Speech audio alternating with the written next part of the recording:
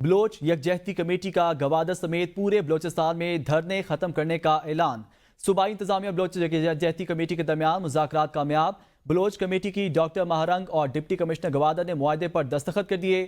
مذاکرات کے بعد صوبائی وزارت داخلہ کے اعلامیے میں کہا گیا، آج سے صوبے کی تمام قومی شاہراہیں کھول دی جائیں گی، موبائل نیٹ ورک جلد بحال، تمام راستوں سے رکاوٹیں ہٹا دی جائیں گی۔ بلوچ یکجہتی کمیٹی دھرنا ختم ہونے کے بعد گرفتار افراد کو رہا کیا جائے گا۔ بلوچ یکجہتی کمیٹی کے گرفتار افراد کو دھرنا ختم ہونے کے بعد رہا کر دیا جائے گا۔ بلوچ یکجہتی کمیٹی نے گوادر سمیت بلوچستان میں دھرنا ختم کرنے کا اعلان کر دیا ہے۔ عام خبر سے آپ کو آگاہ کر رہے ہیں، بلوچ یکجہتی کمیٹی کا گوادر سمیت پورے بلوچستان میں دھرنے ختم کرنے کا اعلان۔ صوبائی انتظامیہ اور بلوچ یکجہتی کمیٹی کے درمیان مذاکرات کامیاب۔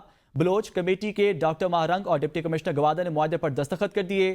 مذاکرات کے بعد صوبائی وزارت داخلہ کے اعلامیے میں کہا گیا، آج سے صوبے کی تمام قومی شاہراہیں کھول دی جائیں گی، موبائل نیٹ ورک جلد بحال، تمام راستوں سے رکاوٹیں ہٹا دی جائیں گی۔ بلوچ یکجہتی کمیٹی دھرنا ختم ہونے کے بعد گرفتار افراد کو رہا کیا جائے گا۔ خبر دے رہے ہیں آپ کو، بلوچ یکجہتی کمیٹی نے گوادر سمیت بلوچستان میں دھرنا ختم کرنے کا اعلان کر دیا ہے۔ صوبائی انتظامیہ اور بلوچ یکجہتی کمیٹی کے درمیان مذاکرات کامیاب ہو گئے ہیں۔ خبر دے رہے ہیں آپ کو، بلوچ یکجہتی کمیٹی کا گوادر سمیت پورے بلوچستان میں دھرنا ختم کرنے کا اعلان کر دیا ہے۔ وزیر دفاع خواجہ آصف نے کہا ہے، مذاکرات کے لیے ہماری آفر ٹیبل پر ہے، جنرل فیض حمید کے حوالے سے کی گئی گفتگو پر قائم ہوں۔ محمود اچکزئی سے ملاقات ہوگی، محمود اچکزئی سے پوچھوں گا آپ فوج سے مذاکرات کرنا چاہتے ہیں یا نہیں۔ وہ اے بی نیوز کے پروگرام سوال سے آگے میں گفتگو کر رہے تھے۔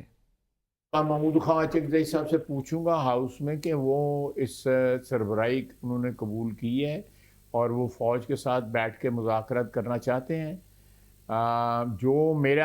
جو پس منظر ہے، ان کا سیاسی پس منظر ہے، اس کے حساب سے تو مجھے یہ بات مشکل لگتی ہے۔ محمود خان اچکزئی صاحب کی سربراہی میں جو ہے وہ بات چیت جو ہے عمران خان صاحب فوج سے کرنا چاہتے ہیں، مجھے تو مشکل لگتا ہے۔ حکومت مذاکرات ان سے کرنا چاہے گی، ریچ آؤٹ کرے گی؟ ہم نے تو آلریڈی آفر رکھی ہوئی ہے، انہوں نے رسپانس دینا ہے۔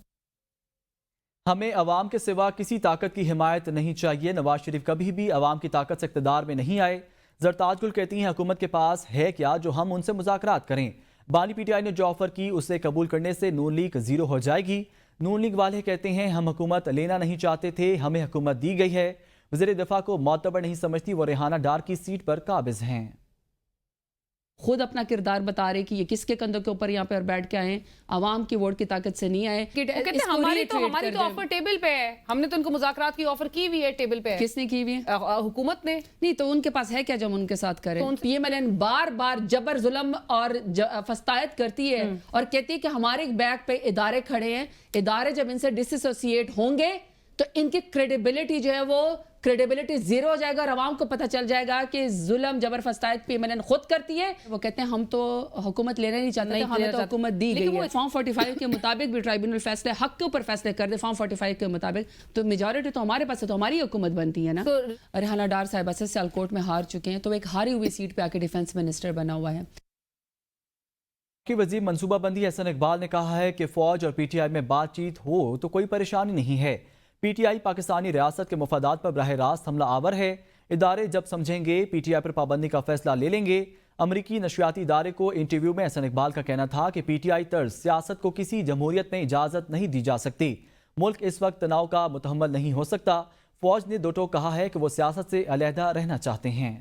کہ پی ٹی آئی کے سوشل میڈیا کو بیرون ممالک سے، پاکستان کے دشمن ممالک سے ہینڈل کیا جا رہا ہے، کہ پی ٹی آئی کی سیاست اس وقت پاکستانی ریاست کے مفادات پہ براہ راست حملہ آور ہے۔ پاکستان کی عدلیہ اپنے فیصلوں سے کوئی ایسا بحران پیدا کرتی ہے جس سے عدم استحکام ہو، بے یقینی ہو، تو وہ پاکستان کے حق میں تو نہیں ہوگا۔ انہیں قوم سے اور ہمارے اداروں سے معافی مانگنی چاہیے۔ ان کے ترجمان نے بہت واضح طور پہ دو ٹوک انداز میں کہا خود کو سیاست سے علیحدہ رکھنا چاہتے ہیں۔ دیکھیے ہم تو انہیں یہ کہتے ہیں اگر وہ اپنا طرز عمل بدلیں اور وہ معافی مانگے قوم سے تو پھر یقیناً وہ قومی دھارے کے اندر آ سکتے ہیں۔ کوئی بھی تناؤ افورڈ نہیں کر سکتا۔ इंसाफ ने कहा है मखसूस नशिस्तों पर होने वाली कानून साजी गैर आइनी है। हम इस कानून साजी के खिलाफ सुप्रीम कोर्ट जाएंगे। सुप्रीम कोर्ट के फैसलों को ना मानना भी गैर आइनी है। ये अब दूसरा एनआरओ लेना चाहते हैं जिसे हम नहीं मानेंगे।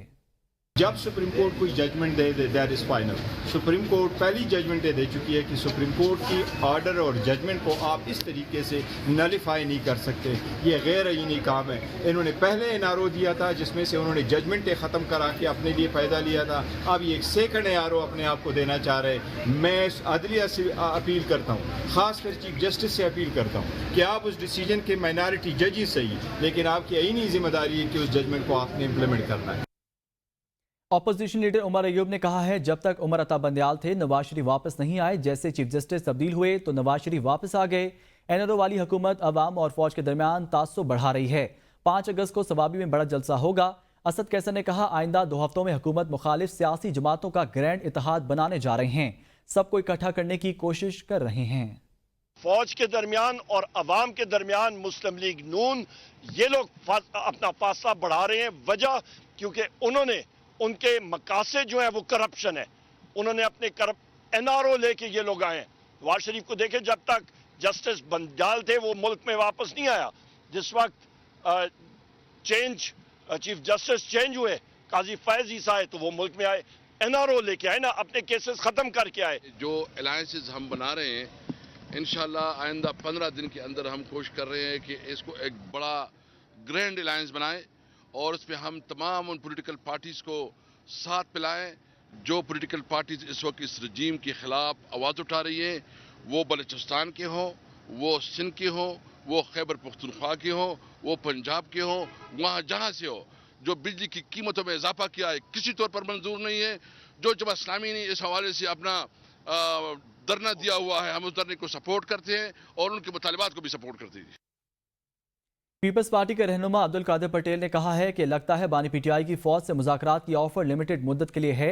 अगर उन्होंने बात नहीं की तो फिर वो उन्हीं को बुरा भला कहना शुरू कर देंगे। वो हमेशा ही कहते हैं कि जी फौज मुदाखलत न करे और फिर बात भी उनको फौज से करनी है। फिर एक बड़ा कल लतीफ़ा हुआ है कि ये उन्होंने कहा कि मैं मोहसिन नकवी से बात नहीं करूँगा, वो फौज का आदमी है। असल में मेरे ख्याल में अभी तक भी थोड़े से दिमागी तवाज़ुन और शख्सियत के तवाज़ुन और सियासी तवाज़ुन, इन तमाम चीज़ों की ज़रूरत है। अभी तक तहरीक इंसाफ फ़ैसला नहीं कर पाई कि उसे करना क्या है और करना क्या चाहिए। मैं समझता हूँ एक सियासी पार्टी को संजीदगी का मुजाहरा करना चाहिए कि एक तरफ तो आप कहेंगे जी जमहूरी अमल होना चाहिए, हर चीज़ जो है वो फ़ौज के बग़ैर हो, फ़ौज को तो खुदा न खास्ता अल्लाह न करे गायब ही कर दो, फिर बात भी उन्हीं से करनी है।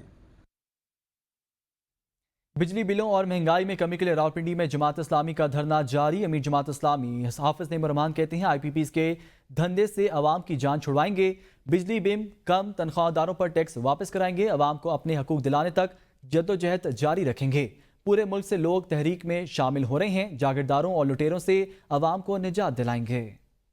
ये जो जुल्म हो रहा है, ये जो ज्यादती हो रही है, हर तरफ लोगों के ऊपर बिजली के बम गिराए जा रहे हैं। तनख्वाहदारों की तनख्वाहें बड़े बड़े टैक्सों में काटी जा रही है। चंद मफाद परस्त हुकूमत के साथ मिलकर IPPs के जरिए से हमारे खून पसीने की कमाई को निचोड़ा है और खुद खुशहाल हुए हैं, अवाम को बदहाल किया है। ऐसी सारी सूरत हाल में जमात इस्लामी पूरे मुल्क में एक ताकत बनकर उभरी है। हम इंशाअल्लाह ताला पाकिस्तान के अवाम को हक दिलवाएंगे। वज़ीर आज़म शहबाज शरीफ से MQM के वफ्द की मुलाकात। IPPs और बिजली के मामलात ज़ेर गौर आए। मुलाकात के बाद वज़ीर इत्तलात अल्लाह ताला ने मुस्तफ़ा कमाल के हमरा प्रेस कॉन्फ्रेंस में कहा कि MQM ने इस्लाहात के हुकूमती एजेंडे में मुस्बत किरदार अदा किया है। एहतजाज किसी मसले का हल नहीं, तनकीद बराए तनकीद नहीं, इस्लाह होनी चाहिए। वज़ीर आज़म माशी इस्लाहात के एजेंडे पर कारबंद हैं। डिस्कोर्स की प्राइवेटाइजेशन का अमल शुरू हो चुका। हुकूमत बिजली चोरी रोकने के लिए इक़दाम कर रही है। ओवर बिलों के मामलात भी देख रहे हैं। हुकूमत का तरजीही एजेंडा माशी इस्लाहात हैं। मुस्तफ़ा कमाल का कहना था कि बिजली के मसले पर हमने किसी पर इल्ज़ाम नहीं लगाया, अवाम के मसाइल को सामने रखा। हम 2600 अरब रुपए के कर्जदार हैं। ऐसी सूरत हाल में मुल्क कैसे चल सकता है? हुकूमत का एजेंडा है اس میں ہمیشہ انہوں نے جو ہے وہ مثبت ایک کنٹریبیوشن کی ہے. وزیر اعظم کا جو معاشی اصلاحات کا ایجنڈا ہے جس پر وہ کاربند ہیں، اسٹیٹ اونڈ انٹرپرائزز کا جو ایکٹ ہے، اس میں ترمیم کی گئی اور اس ترمیم کے ذریعے ڈسکوز کی پرائیویٹائزیشن کا عمل جو ہے وہ شروع ہو چکا ہے. بجلی چوری کو روکنے کے لیے تمام صوبائی حکومتوں کے ساتھ مل کے جو اقدامات کر رہی ہے. جو آئی پی پیز کا اور بجلی کے بحران کا مسئلہ ہے ملک میں، اس میں ہم نے کسی پارٹی کے اوپر، کسی بھی سابقہ حکومت کے اوپر کوئی ہم نے بیشنگ نہیں کی، ہم نے کوئی الزام نہیں لگایا. پاکستان کے تمام مسائل کو کھلی آنکھوں سے دیکھنے کی ضرورت ہے. پاکستان اس وقت ایک بہت ہی چیلنجنگ انوائرمنٹ سے گزر رہا ہے. آئیڈیل سچویشن نہیں ہے. ہم آئی ایم ایف کے قرض دار ہیں، اس کی جو ہے وہ لمیٹیشنز ہیں.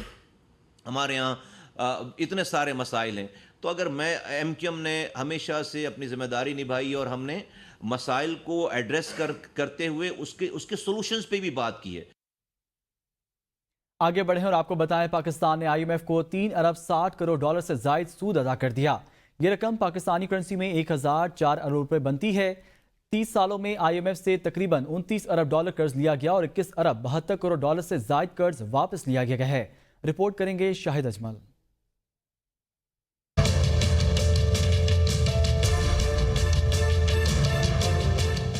پاکستان نے 1958 سے 2024 تک آئی ایم ایف سے قرض پروگرام سائن کیے. آئی ایم ایف کے 11 قرض پروگرام سسپینڈ، ایک قرض پروگرام کینسل ہوا. 30 سالوں میں آئی ایم ایف سے تقریباً 29 ارب ڈالر قرض لیا گیا اور 21 ارب 72 کروڑ ڈالر سے زائد قرض واپس کیا گیا. دستاویز کے مطابق سائن شدہ 4 قرض پروگرام کے 6 ارب 36 crore S D R Pakistan کے ذمہ واجب الادا ہے. 2013 سے 2016 تک ایکسٹینڈیڈ فنڈ فیسلٹی قرض پروگرام کے 66 کروڑ ایس ڈی آر واجب الادا ہے. 2019 سے 2022 آئی ایم ایف پروگرام کے 2 ارب 95 کروڑ ایس ڈی آر واجب الادا ہیں. اپریل 2022 میں ریپڈ فائنانسنگ انسٹرومنٹ کے 50 crore 77 lakh S D R واپس کرنے ہیں. دستاویز کے مطابق 2023 سے 2024 تک سٹینڈ بائی ارینجمنٹ کے 2 ارب 25 کروڑ ایس ڈی آر واجب الادا ہے. ذرائع کے مطابق پاکستان آئی ایم ایف کو 24 قرض پروگرامز پر 2 ارب 44 کروڑ ایس ڈی آر سود ادا کر چکا. آئی ایم ایف کے 2 ارب 44 کروڑ ایس ڈی آر تقریباً 3.5 ارب ڈالرز تک بنتے ہیں. صدر آصف علی زرداری سے ڈاکٹر گوہر اعجاز کی قیادت میں federation of Pakistan chambers of commerce and industry کے وفد کی ملاقات. صدر مملکت نے وفد کو کاروباری طبقے کے مسائل کے حل کے متعلقہ حلقوں کے سامنے معاملہ اٹھانے میں تعاون کا یقین دلایا. صدر مملکت سے ملاقات میں تاجروں اور 40 علاقائی کاروباری تنظیموں کے عہدیداروں نے شرکت کی. اس موقع پر صدر مملکت آصف علی زرداری نے کہا کہ توانائی کی بڑھتی قیمتوں سے نمٹنے کے لیے سب کے لیے سود مند حل تلاش کرنا ہوگا. کیپیسٹی چارجز کے مسئلے کا قابل عمل حل تیار کرنے کے لیے کاروباری برادری ایک کمیٹی تشکیل دے. وفد کے قائد گوہر اعجاز نے کہا کہ توانائی کی بڑھتی قیمتوں سے عوام، صنعتوں، زراعت اور برآمدات کے شعبے پر بوجھ پڑ رہا ہے. توانائی کی قیمتوں میں کمی لانے کے لیے توانائی شعبے میں اصلاحات کی ضرورت ہے. خیبر پختونخوا قومی جرگہ کا آئی پی پیز اور مہنگی بجلی کے خلاف پشاور ہائی کورٹ کے سامنے احتجاجی مظاہرہ. مظاہرین نے سڑک کو ٹریفک کے لیے بند کر دیا. ہاتھوں میں بینرز اور پلے کارڈز اٹھائے رکھے ہیں. مزید دیکھتے ہیں عمران خان کی اس رپورٹ میں.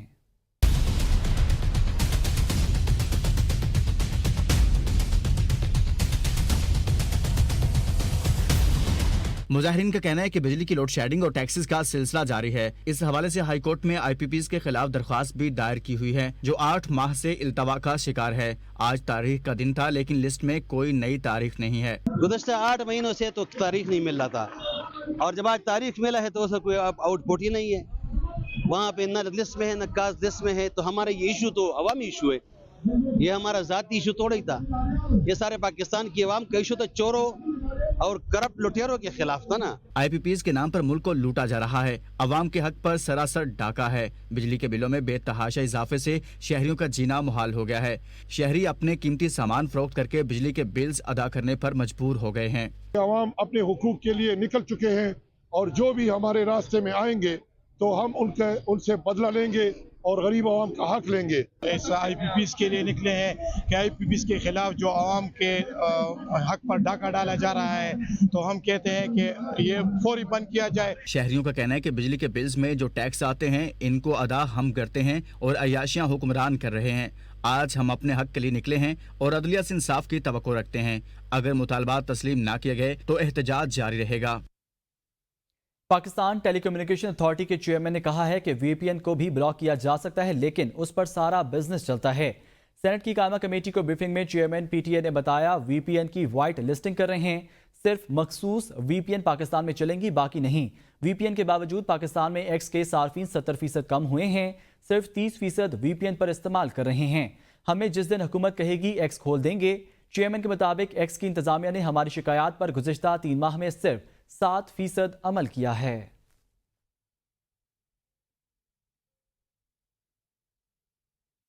वज़ीर इत्तलात पंजाब असमा बुखारी का कहना है कि लाहौर में बारिश का 44 साल का रिकॉर्ड टूटा है।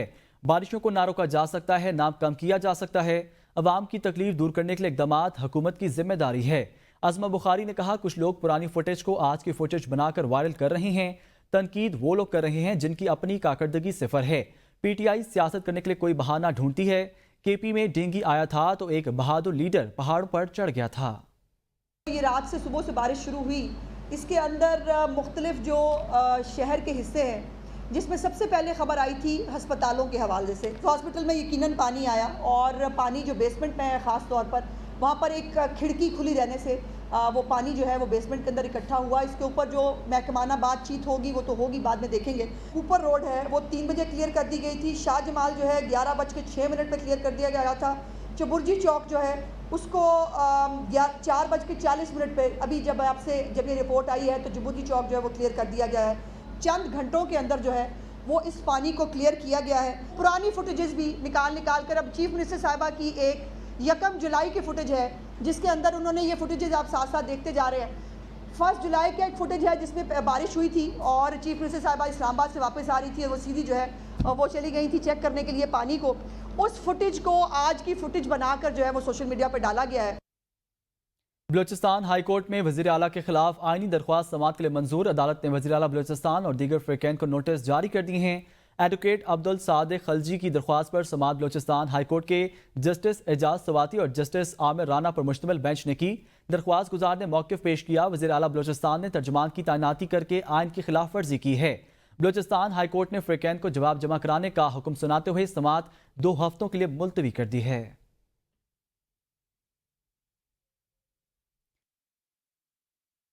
नहीं देखते रहिए ABN न्यूज़, क्योंकि ABN है कौम की सोच।